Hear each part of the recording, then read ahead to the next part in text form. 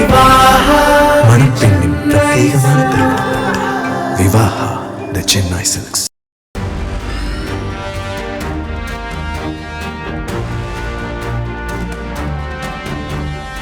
சட்டமன்ற தேர்தல் பிரச்சார சுற்றுப்பயண பொறுப்பாளர் பணியிலிருந்து விலகிறதா பாஜக முன்னாள் மாநில தலைவர் அண்ணாமலை தெரிவிச்சிருக்காரு.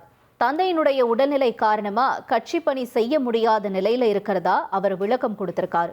மறுபக்கம் தாவேக சார்பில் சட்டமன்ற தேர்தலில் போட்டியிடுவதற்கான விருப்ப மனு விநியோகம் வரும் 6ஆம் தேதியிலிருந்து தொடங்கும்னு கட்சி தலைமை அறிவிச்சிருக்கு.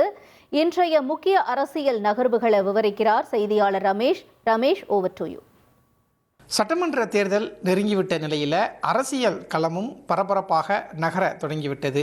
சட்டமன்ற தேர்தலுக்கு அனைத்து அரசியல் கட்சிகளும் தயாராகி வரக்கூடிய சூழலில் என்ஜின் அரசியல் இப்போது தமிழக அரசியல் களத்தில் ஒரு விவாதமாக மாறியிருக்கிறது. அதாவது மத்தியிலும் பாஜக அரசு, மாநிலத்திலும் பாஜக அரசு அல்லது பாஜகவின் கூட்டணி அரசு அப்படிங்கிறத மையமாக வச்சு பாஜகவின் தலைவர்கள் எல்லாமே டபுள் இன்ஜின் அப்படிங்கிற வார்த்தையை பயன்படுத்திட்டு இருக்கிறாங்க. தமிழ்நாட்டுக்கு டபுள் இன்ஜின் ஆட்சி தான் தேவை அப்படின்னு பாஜக தலைவர்கள் எல்லாமே கடந்த சில நாட்களாகவே சொல்லிட்டு வராங்க. ஆனால் பாஜக சொல்லக்கூடிய இந்த டபுள் இன்ஜின் தமிழ்நாட்டில் ஓடாது, டபுள் இன்ஜின் அப்படிங்கிறது டப்பா இன்ஜின் தான் அப்படின்னு முதலமைச்சர் மு.க. ஸ்டாலின் பாஜகவை கடுமையாக விமர்சிச்சிருந்தார். இந்த டபுள் இன்ஜின் அரசியலில் தமிழக வெற்றி கழக தலைவர் விஜயும் ஒரு கருத்தை சொல்லியிருந்தார். அதாவது டபுள் இன்ஜின், டப்பா இன்ஜின் அப்படின்னு எந்த இன்ஜினாக இருந்தாலும் அதில் தமிழக வெற்றி கழகம் தான் டாப் இன்ஜின் அப்படிங்கிற ஒரு கருத்தை விஜய் முன் வச்சிருந்தார். இன்றைக்கு பாஜகவினுடைய முன்னாள் மாநில தலைவர் அண்ணாமலை செய்தியாளர்களை சந்தித்தார்.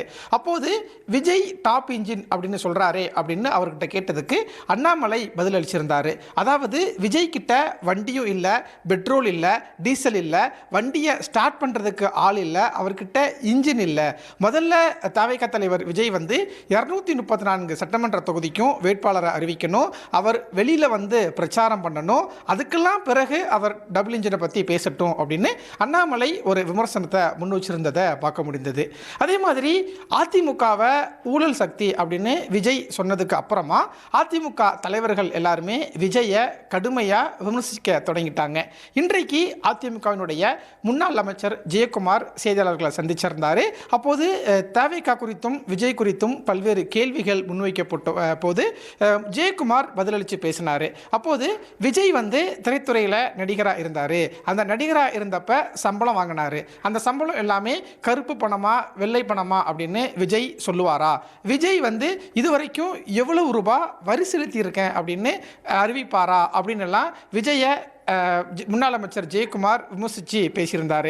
அதே மாதிரி கரூர் சம்பவம் குறித்து கொஞ்சம் கூட குற்ற உணர்ச்சி இல்லாமல் தாவேகாவினுடைய ஆண்டு விழாவில் கட்சி நிகழ்ச்சியில் விஜய் நடனமாடிட்டு இருக்கிறாரு அப்படின்னும் முன்னாள் அமைச்சர் ஜெயக்குமார் விமர்சிச்சிருந்ததை பார்க்க முடிந்தது. மேலும் விசில் எதுக்கு அடிப்பாங்க அப்படின்னா ஆபத்து காலத்தில் இருக்கும்போது தான் விசில் அடிப்பாங்க. அதே மாதிரி தமிழக வெற்றி கழகமும் இப்போ ஆபத்தில் இருக்குது, அதனால தான் தாவேகாவினர் விசில் அடிச்சிட்டு இருக்கிறாங்க அப்படின்லாம் தாவேகாவையும் விஜயையும் அதிமுக முன்னாள் அமைச்சர் ஜெயக்குமார் கடுமையாக விமர்சித்து பேசியிருந்ததை இன்றைக்கு அரசியலில் நம்ம பார்க்க முடிந்தது. தாவேகாவுடைய தலைவராக இருப்பது உண்மையிலே ஒரு அருகதை இல்லை தான் நிச்சயமாக நான் சொல்கிறேன். கொஞ்சம் கூட ஒரு குற்ற உணர்வு இல்லாமல் ஒரு 3ஆம் ஆண்டு கட்சி துவக்க விழாவில் டான்ஸ் ஆடுறாருன்னா அந்த 41 குடும்பங்கள் எந்த அளவுக்கு மன கஷ்டப்பட தயவுசெய்து நீங்க நினைச்சு பாருங்க. முழுக்க விசில் விசில் விசில் விசில் எதுக்கு அடிப்பாங்க? ஆபத்தில் இருக்கும்போது தான் விசில் அடிப்பாங்க. யாரையும் காப்பாற்றுறது விசில் கிடையாது, அவங்க ஆபத்தில் இருந்து எங்களை காப்பாற்றுன்றது தான் விசில். அப்படி மறுபடியும் அண்ணாமலை பக்கம் வந்தோம் அப்படின்னா அண்ணாமலைக்கு பாஜகவில் இருந்து ஒரு பொறுப்பு கொடுக்கப்பட்டிருந்தது. அதாவது சிங்காநல்லூர், விருகம்பாக்கம் உள்ளிட்ட 6 சட்டமன்ற தொகுதியில் தேர்தல் சுற்றுப்பயண பொறுப்பாளர் அப்படிங்கிற ஒரு பொறுப்பு அண்ணாமலைக்கு கொடுக்கப்பட்டிருந்தது. ஆனால் தந்தையினுடைய உடல்நிலை சரியில்லை, தந்தையை கூட இருந்து பார்த்துக்கக்கூடிய சூழல் இருக்கிறதுனால பாஜக தலைமை கொடுத்திருந்த பொறுப்பில் இருந்து நான் விலகிறேன் அப்படின்னு அண்ணாமலை சொல்லியிருந்தார். கட்சி தலைவர்கள் நயினார் அண்ணா அவர்களுக்கு நான் வேண்டுகோள் விடுத்திருக்கின்றேன். இந்த நேரத்தில் கொஞ்சம் தந்தையாருடைய உடல்நிலை அவரை பார்த்துக்கணும். அதனால தான் அதிகமாக இன்னைக்கு கோயம்புத்தூர் பகுதியில் இருக்கேன். அப்பா அவங்க கொஞ்சம் டயாலிசிஸில் இருக்காங்க. I have to take care of him. என்னுடைய முதல் கடமை அது.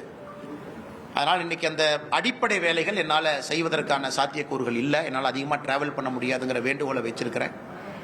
கட்சியும் அதை ஏற்றுக்கிட்டு வேறு வேறு பொறுப்பாளர்களை ரீஅலோகேட் பண்ணுவாங்க. அதே நேரத்தில் பாரதிய ஜனதா கட்சி அடுத்த பிரச்சாரம் வேறு என்ன சொல்கிறாங்களோ அதற்கு நான் தயாராக இருக்கின்றேன்.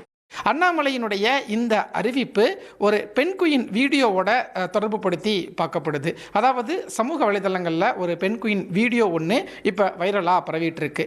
அது என்ன வீடியோ அப்படின்னா, பெண்குயின் எல்லாமே கூட்டமாக நிற்கும். அதில் ஒரே ஒரு பெண்குயின் மட்டும் அந்த கூட்டத்தில் இருந்து உணவு இருந்த மற்ற பெண்குயினோட செல்லாமல் தனியாக பனி போர்த்திய மலைப்பாதையை நோக்கி நகர்ந்து போகும்.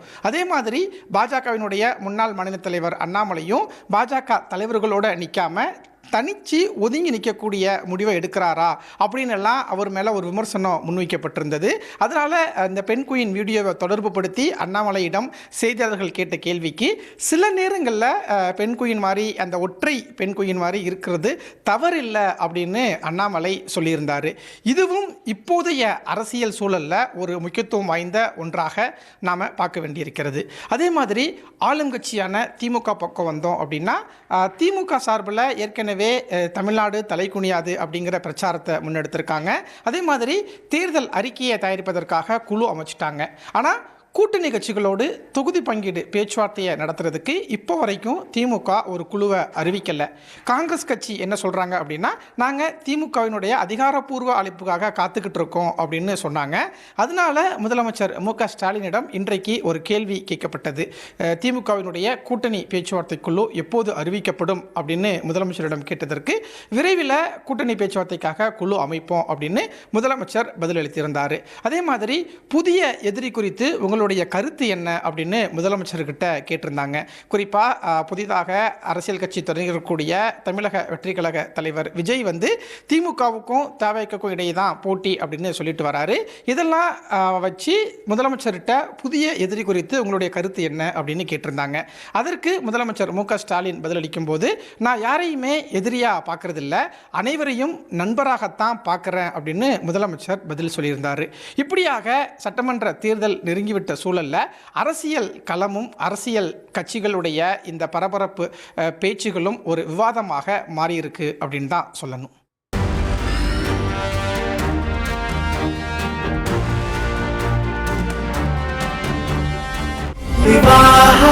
மணப்பெண்ணின் பிரத்யேகமான திருமணம் விவாஹா தி சென்னை சில்க்ஸ்.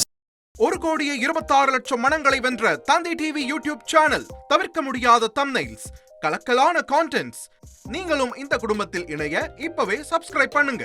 அசுரபலம் கொண்ட எங்கள் டிஜிட்டல் கரங்களில் உங்கள் விளம்பரங்களை சேர்க்க வாட்ஸ்அப் பண்ணுங்க. 8939888838. Email advttv@dttv.in.